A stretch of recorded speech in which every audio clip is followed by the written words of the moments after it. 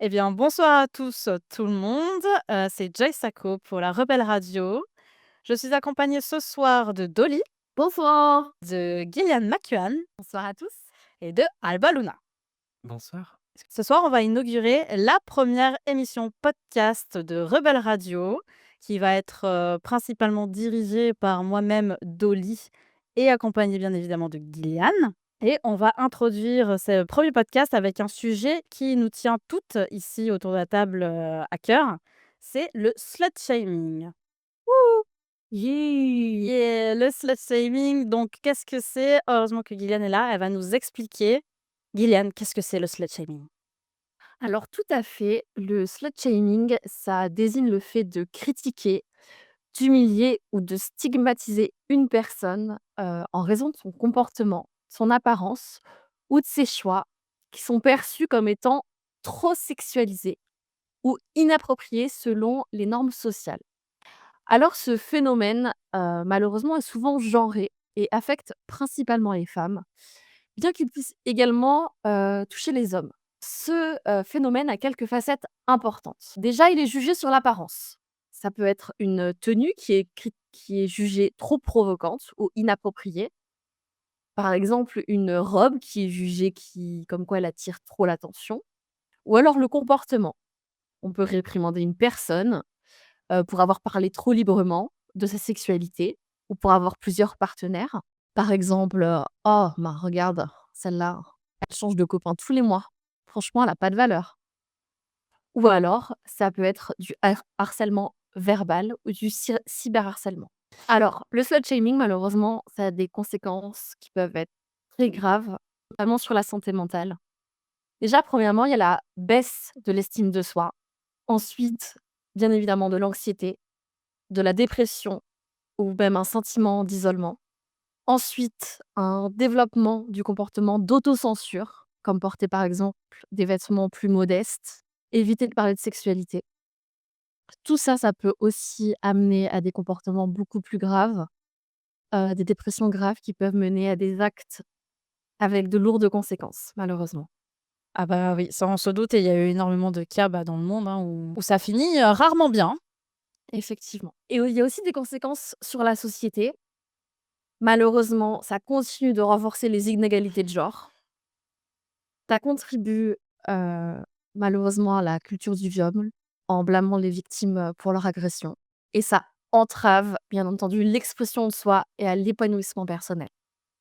Après, c'est des exemples dans la vie quotidienne. Super. Bonsoir, je suis Dolly Bunker. Je suis le symbole et la pire personne.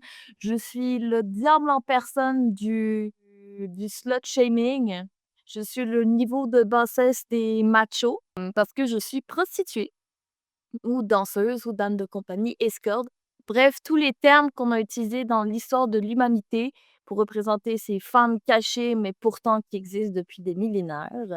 À propos du slut shaming, le fait pourquoi c'est dangereux dans le présent, c'est justement parce que, justement, c'est une ostracisation complètement fasciste.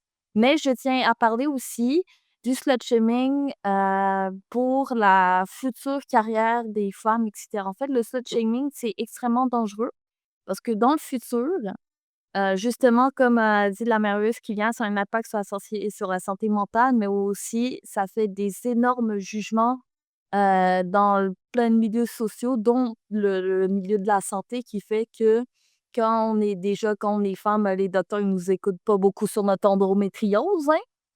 Mais encore quand on est prostituée, alors là, c'est pire.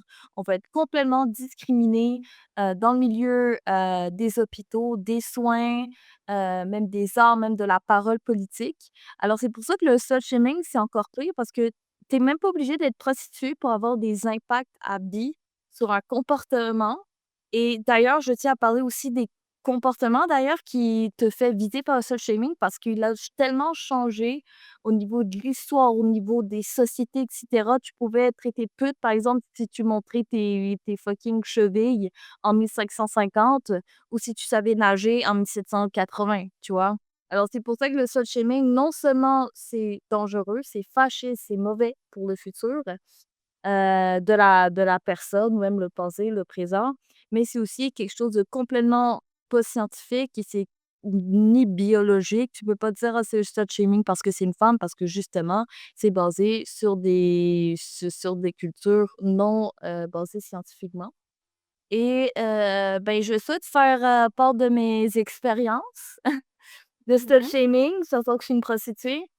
Justement, le comportement du slut shaming, le fait que des personnes répètent à d'autres personnes: «Ouais, celle-là, c'est une pute, elle devrait, elle est sous-humaine et tout», ça va faire que les personnes deviennent agressives justement, aux côtés des femmes normales. Ben, normales, je veux dire pas prostituées et tout, des actes du quotidien et cetera. Par exemple, ben, si on prend le cas le plus banal, les prostituées sont les c'est pas les gangsters qui meurent en premier, c'est pas les mafieux qui meurent en premier, c'est pas les policiers qui meurent en premier qui meurent en premier, c'est le plus grand nombre de meurtres dans les quartiers et cetera, c'est les prostituées qui sont trouvées démembrées dans les ruelles et qu'on fait rien justement à cause de cette Bien stigmatisation du sûr. slut shaming. Voilà. On entend. C'est pour ça que le slut shaming aussi, c'est dangereux parce on assiste à des massacres invisibles, si je puis dire comme ça. Et donc, on est obligé d'avoir des Macs, qui sont rarement extincts. C'est rare que j'ai eu des Macs qui me frappaient pas, vous voyez? Mmh. Pour avoir recours à cette force de bouclier éphémère contre le slut shaming, justement. Puis, en parlant de cas moins violents que des putes qui se font, démembrer, dans les ruelles. Ben, j'ai souvent des expériences de quotidien avec, des clients. Par exemple, ça m'étonne pas qu'on me dise, «Hey, tu ma petite pute» et tout, puis qu'ils me frappent très, très fort les fesses quand j'ai dit, seulement une petite fois, puis doucement, you know what I mean? Ou qu'on ait aucun respect, même si genre j'ai travaillé, j'ai travaillé j'ai dansé genre toute la soirée pendant 6 heures et cetera, tu sais? Je pense que la danse sensuelle, c'est aussi un art, qu'on m'invisibilise trop à cause de notre société trop puritaine et cetera. Mais c'est quand même un art de charmer et cetera. Voilà. Bien sûr. Voilà. Moi, je trouve ça très intéressant le fait que tu reviennes sur, le fait, des différences de culture et de période. La vision de la femme et son rôle dans la société, a énormément évolué et selon, les zones géographiques n'est absolument pas le même. Rien que dans les pays où, par exemple, les maisons closes sont autorisées et où elles ne sont pas autorisées, rien qu'en termes de sécurité pour les TDS, c'est pas du tout la même chose. C'est ça et la vision de ce métier n'est pas du tout le même. Ouais, ben, c'est la vision du métier a toujours été, genre, changée par les hommes. Tu sais, on peut voir les prostituées dans les dynasties chinoises, elles étaient très bien vues parce qu'en fait, c'était des concubines et elles appartenaient au roi, mais elles faisaient quand même la même job, mais les concubines des dynasties chinoises faisaient quand même le même travail qu'une prostituée. C'était quand même les mêmes affaires et je tiens à dire, ben, on va souvent parler de ça dans un autre podcast parce que je vais parler de l'organe du clitoris, parmi des siècles, mais c'est quand même le slut shaming, c'est quand même des idées que, ben, majoritairement, c'est des femmes qui sont jugées, mais aussi qu'elles montrent leur clitoris, elles montrent leur vulve, elles montrent tous leurs organes intimes. Puis c'est drôle aussi, du coup, en même temps que le slut shaming et le jugement de la femme a changé, au cours de l'histoire, mais c'est pareil avec le clitoris qui est quelque chose de biologique, scientifique. On oublie ça aussi, ça a été, redécouvert et réoublié au fil de l'histoire et on la dit souvent la maladie mentale. Le slut shaming, ça a aussi été lié à la maladie mentale, même dans les années 50. On n'est pas sorti de l'auberge, qu'on te prenait pour hystérique, Historique, ouais. puis Freud, te foutait de l'eau bouillante dans la chatte. You know what I mean? Bien sûr et tout à fait, tu parlais du coup de la prostitution, en Chine à cette époque-là. Le mot slut shaming ne devait pas exister, à cette époque-là, dans ce pays-là, je suppose? Ben, c'est ça. En fait, c'est juste des termes, en fait. Le slut shaming, ça a toujours existé, juste c'est que seulement qu'on arrivait à le nommer, que ça a été que le terme a été popularisé, mais ça a toujours existé le slut shaming. Comme le féminisme a toujours existé ou les non-binaires ont toujours existé, juste on n'a pas encore nommer tout cela parce qu'on était dans une société très religieuse qui ne prenait pas forcément la science depuis 1500 ans. Peut-être je m'enlève trop, mais c'est ça justement, concubine, on avait le terme, mais ensuite ça a été développé en prostitution, en escorte, en dame de compagnie. Il y a toujours eu plein d'effets de société, mais qu'on arrive seulement à nommer maintenant. D'où je tiens à dire sur les je tiens à vous rappeler sur les massacres invisibles justement. Heu, ça vient juste, de commencer à se parler sur des centaines de prostituées qui sont tuées à chaque heure, dans le monde. Ça on est tout juste en train de les parler, que ça soit dans les jeux d'art, justement au théâtre et cetera, et c'est pour ça que le slut shaming, c'est aussi dangereux. Ça crée des personnes psychopathes qui ont seulement cette vision de la femme est une démone, on doit la tuer, et qui font ces meurtres horribles. Pour ça qu'on va parler du slut shaming justement parce que pour ça, on doit parler des affaires qu'on ne nomme pas parce que justement, si on assiste à des massacres ou des choses qui arrivent trop tard à stopper. Ça m'est pas arrivé que je finisse, presque en morceaux dans une ruelle parce que je vis un petit peu des violences, chaque jour avec mon métier. Puis je là, je fais là, je m'ouvre un petit peu, je suis un petit peu, là, je vais être un petit peu sensible à vous et peut-être pour ce podcast. Hem, le slut shaming, justement, comme j'ai dit, ça peut créer un genre de fascisme, surtout pour les personnes qui ont juste reçu l'idée que comme quoi il faut tuer les personnes qui ont serait-ce un petit peu de slut de shaming en eux, et justement, c'est ça, j'ai été souvent il y a souvent eu des hommes qui me suivent souvent le soir dans la rue avec un couteau. Et je connais beaucoup de mes amis qui ont eu, justement, qui ont été qui ont eu un trafic humain. D'ailleurs, hier, j'ai été en train de danser sur un client et c'est rare que je me sens mal à l'aise parce que regardez, moi, je suis Dolly Bunker, Mmh. je suis une fille bien cool, bien tranquille, j'adore faire le party, j'aime ça draguer avec mes clients et tout, et il y a un client qui m'a dit: «Je viens de sortir de prison pour trafic humain». Ah!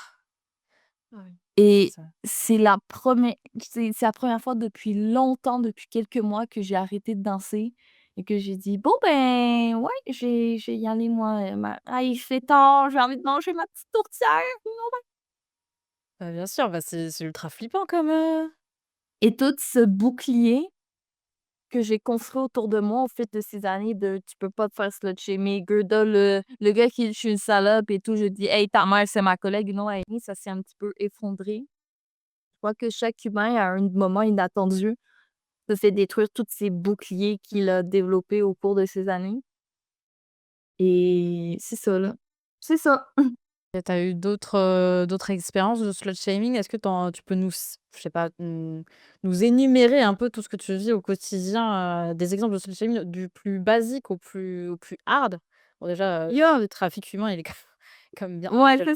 ça c'est vraiment hard, mais malheureusement, c'est une réalité qu'on ne peut pas cacher. Tu sais, comme j'ai dit, c'est important de nommer les choses parce que c'est ce qui fait vivre, c'est ce qui fait bouger les gens à agir. Fait que je veux quand même nommer ça. Mais ça, c'était le plus hard. Trafic humain, meurtre et tout, prostituée et tout. Ben, c'est ça le moins hard, c'est des petits commentaires dans la rue, des petits commentaires dans le club. «Ah, elle est donc ben ma maladie celle-là, elle ressemble un petit peu à une pute». Joke, je suis une non. Spoiler alert! C'est après ça va avec des commentaires sur internet. Le truc, c'est que les commentaires sur internet, c'est vrai, ça peut se faire voir, des milliers de fois. Mais après, je me dis: «L'internet, c'est éphémère, le monde va passer à autre chose rapidement», mais ça fait Mmh. quand même un petit coup, tu vois? Une Ouais, bah, oui. petite peur. Ensuite, c'est un commentaire dans la rue, commentaire, sur internet.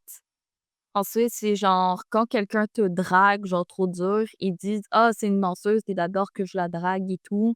Et qu'il envoie que genre, par exemple, des fucking messages sur Life Invader en disant: «Ouais, j'aime ça quand t'es ouvert d'esprit», et le répète 50 fois comme un putain de Pokémon, en parlant de rien d'autre sauf ça, puis il continue et tout, genre Ça, là, c'est un petit peu plus hard, tu vois? C'est limite de l'harcèlement.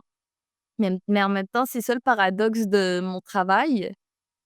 En fait, je peux pas tout de suite je peux pas les interdire parce que aussi c'est mes clients, ils me rapportent de l'argent, alors ils me parlent, mais ils me draguent trop, alors je veux pas les parler, mais c'est mes clients, alors ils me draguent. C'est un cercle vicieux. Fait que c'est tout le paradoxe, de mon travail. Et des fois, genre, il m'arrive, genre, il y a des clients qui m'appellent trop. J'avais un client une fois là, heu mais là, c'est ça, j'ai fait le bon truc. Il m'appelait littéralement 20 fois par jour. Sur mon téléphone, j'avais que des appels manqués et tout. Aïe, Et à aïe. chaque fois que je lui faisais des danses, il dit: «Hey, tu veux pas te marier? Hey, tu veux pas te poser avec quelqu'un comme ça? Hey, projet Mbappé». Genre, il répétait que ça. J'ai les fucking hommes qui me parlent de genre rien d'autre que de ça. By the way, je tiens à faire une petite note de montage. Parlez-moi genre de vos fruits ou de vos roches préférées. Je suis une danseuse. Je veux pas me marier avec toi, OK? C'est comme croire que le Père Noël existe pour un enfant. Je suis le Père Noël, tu es l'enfant. Je n'existe pas, matière amour, OK? Bah, oui. Heu, c'est ça, là, c'est un petit peu plus hard, un petit peu harcèlement, mais aussi harcèlement quand on danse, là. Non, non, je veux pas, Christ de tabarnak. Après, ça vient avec, toute genre stigmatisation, comme on dit, slut-shaming, insultes peut-être, mais aussi quand des politiques répressives, des politiciens répressifs qui d'ailleurs, les politiciens qui vont faire des lois là anti-prostitution, sorry not sorry, mais genre, ils appellent des prostituées chaque soir, OK? On se doute, ça va, il faut Ouais, regarder l'image, hein. Regardez ouais. l'image. Hem Et ensuite, ça va de plus en plus hard. Là, c'est comme j'ai dit, là, c'est des gars qui deviennent complètement psychopathes et tout, et qui ont juste une vision, qu'ils croient que c'est des chevaliers des croisades, puis qu'ils doivent, genre, détruire n'importe quelle femme sur la rue et tout, parce qu'ils sont dans une psychose et la société n'aide pas les hommes seuls et cetera. Bref, nous en parlerons dans un autre podcast sur, des hommes qui souffrent en silence. Mais c'est ça, là, c'est du moins hard de petits commentaires par là au plus hard ou comme on appelle les trafics humains. Mais, ben, je tiens à rajouter un petit truc. J'ai Mmh. appris récemment que la Belgique, ils allaient syndicaliser la prostitution, qu'ils auraient plus le droit à une ligne de Compagnie. santé et tout. Ah oui, Ouais, ah des accompagnateurs de santé et tout, et que la Belgique est en train d'ouvrir ça. C'est vraiment bien parce que, je pense que, comme, la légalisation de la marijuana au Québec, ça va faire que ça va être plus suivi. Que les gangs de drogue ou les deals de drogue illégale vont beaucoup moins sévir parce que justement, c'est mieux contrôlé.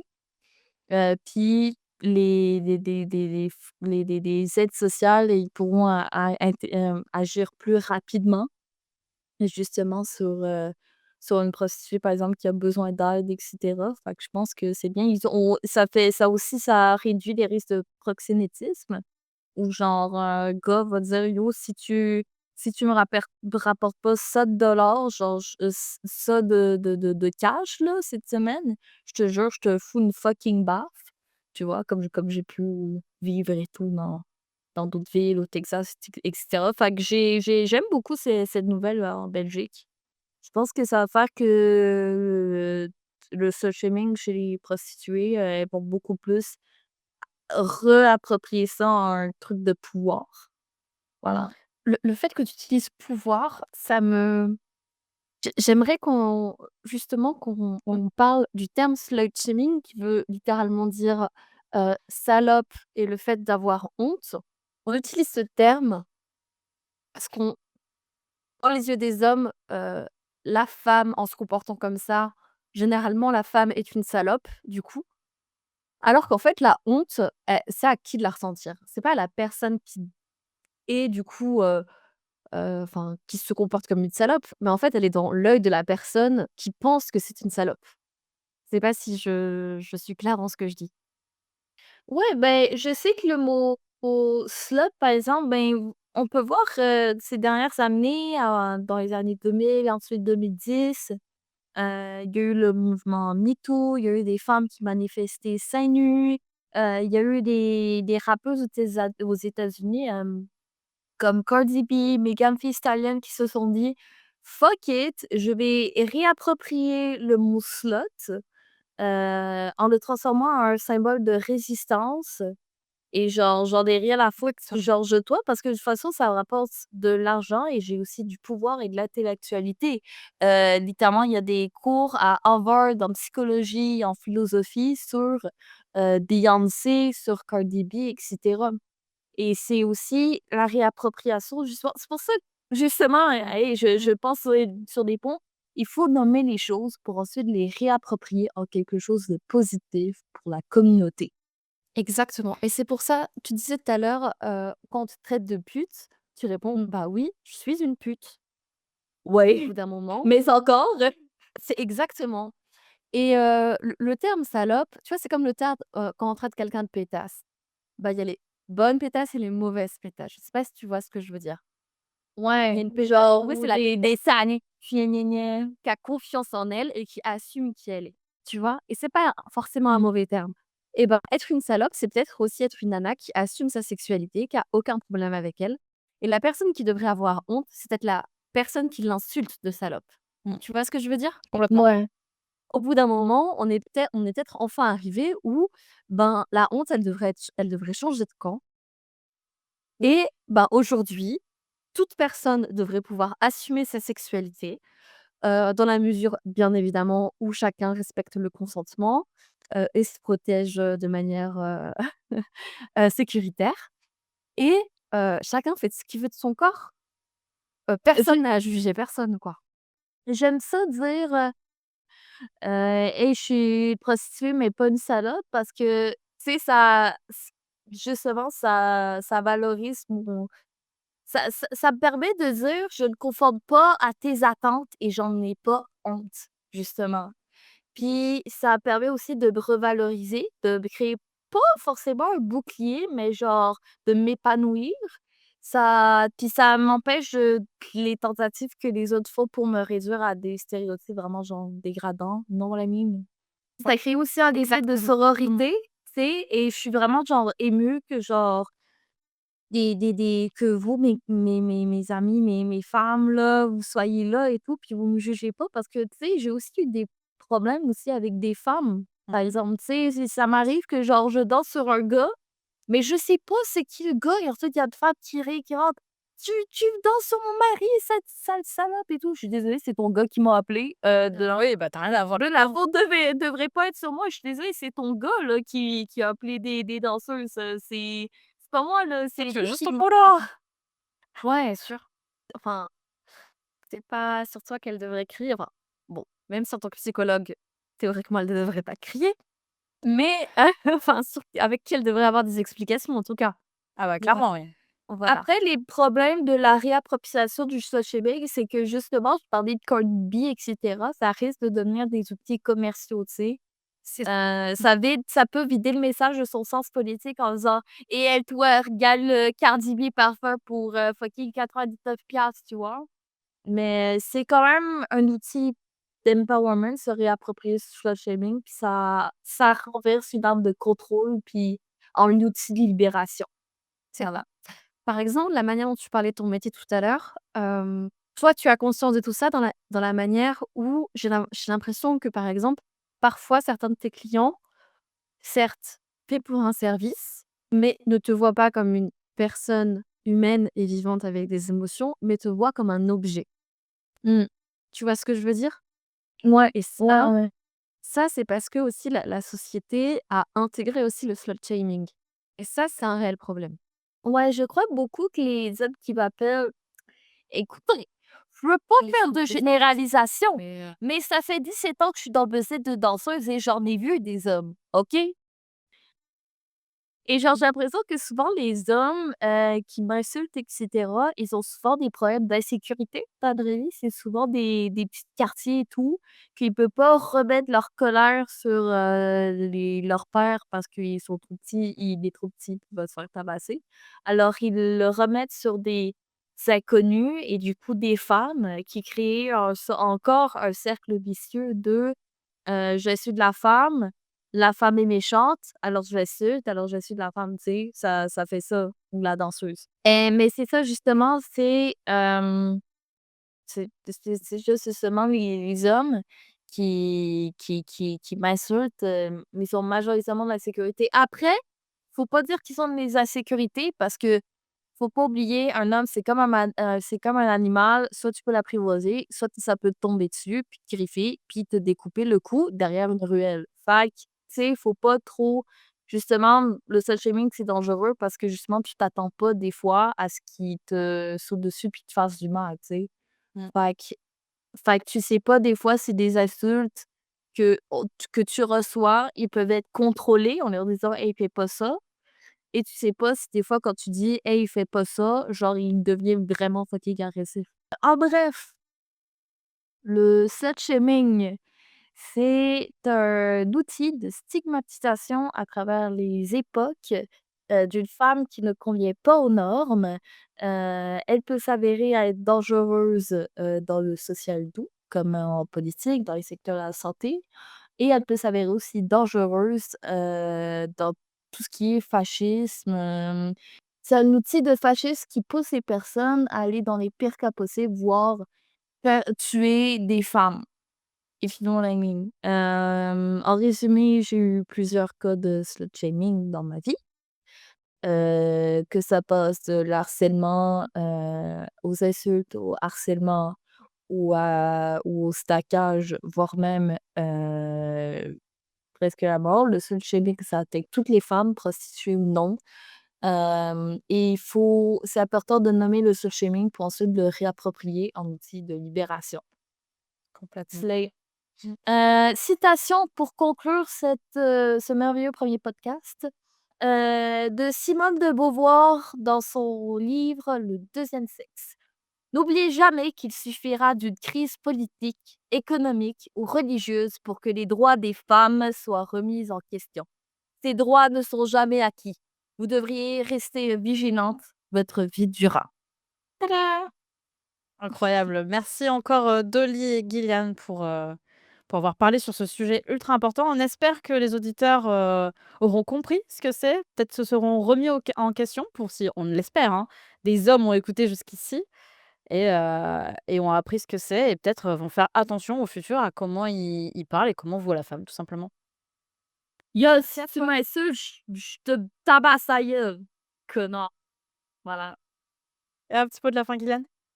Bah, merci, Joyce de m'avoir invitée, merci d'avoir eu l'opportunité de parler sur ce sujet qui est très important et merci Dolly aussi, d'avoir partagé, ton expérience avec nous et à très bientôt pour un nouveau podcast. Merci les Salut. allez, à la prochaine.